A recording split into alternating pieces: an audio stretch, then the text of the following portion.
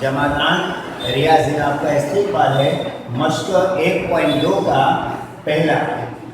इन आदात को अदद खत पर जाहिर कीजिए। अदद है 7/4 और 7/4 हमको जो दिया है उसको मखलूत कसर में हम तब्दील करेंगे। 4 जो नीचे 4 है वही आएगा। अब ये 7 है तो 4 दूनी 8 हो तो बड़ा हो जाएगा। तो 4 एकम 4 और कितने बचे 5 6 और 7 3 बचे। तो 1 सही 3/4 ये मखलूत कसर है।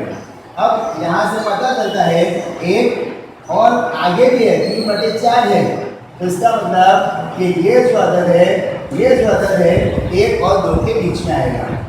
तो हम इसको 1 और 2 के बीच में जाहिर करते हैं। ये 0, ये 1 और ये 2। अब 1 और 2 के बीच में कितना आएगा? ये 4 है, नीचे 4 दिया हुआ है। तो 1 और 2 के बीच में 4 हिस्से बनेंगे। 1 2 3 और ये ऑलरेडी पहले से यानी ये 1 हिस्सा, ये 2, ये 3 और ये 4। चौथा 4 हिस्सों में से तीसरे हिस्से पर ये जो है यहाँ पर यह आ जाएगा 1 3/4 या तो उसको बोलेंगे 7/4। अब ये 7/4 है तो उसके आगे वाला आएगा 6/4, इसके आगे वाला आएगा 5/4 और ये आएगा 4/4। दूसरा देखते हैं नफी 5/6। अब नफी 5/6 के अंदर देखिए कि ऊपर की अदद नफी 5 वो छोटी है और नीचे जो शुमार नसब नुमा में दिया हुआ है वो बड़ी है।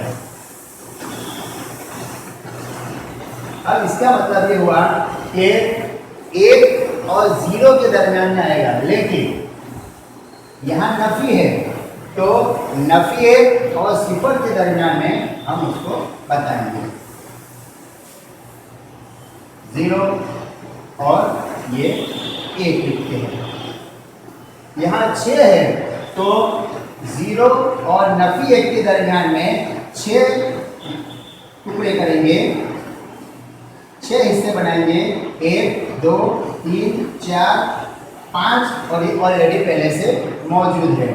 तो यह 0 के बाद सबसे पहला है तो वो आएगा नफी 1/6, दूसरा आएगा नफी 2/6, तीसरा आएगा नफी 3/6, चौथा नफी 4/6 और पांचवा आएगा नफी 5/6।